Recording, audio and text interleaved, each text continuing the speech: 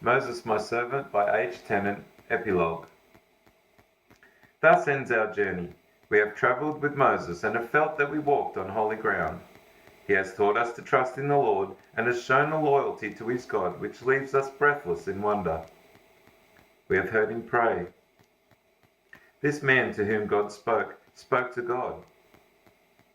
Words of praise and rejoicing, words of contrition and sorrow, words of appeal and intercession, words of self-denial and atonement. He who stood before the rock was himself a channel of mercy. Through him flowed the wealth of revelation of those books of Moses.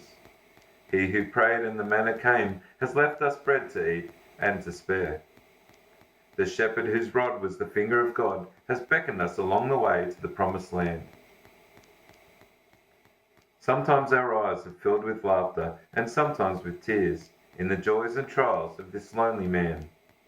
He has appeared silhouetted on the mountaintop, surrounded by the glory of God, and we have known him to be the forerunner of a greater one to come.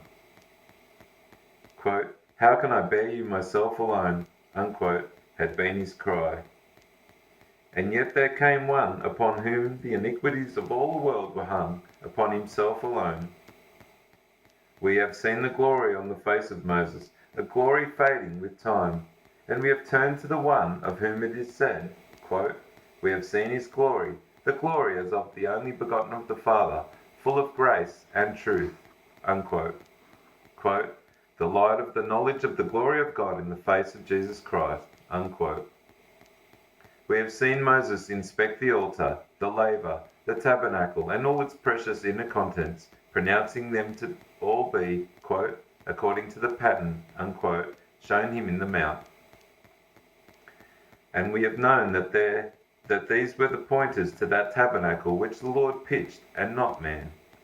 The one in whom all the colours flowed together, the laver, the altar, the showbread, the altar of incense, the veil, the ark, and the mercy seat, and all the colours blended in the unblemished whiteness of the righteousness of the Son of God. We looked again and saw this man of the age standing, not on Nebo waiting to go into the land, but with Christ in glory. Then we were satisfied. The Lord had remembered his servant Moses and brought him face to face with the prophet like unto him. It remains for us to serve in the same house in which Moses proved so faithful, knowing that the sun is there in every room wherever our work may be. Let us work with the diligence and self-effacement of Moses, the servant of the Lord. So shall we be with him and stand upon Mount Zion and add our praise to his, saying, quote, "Amen.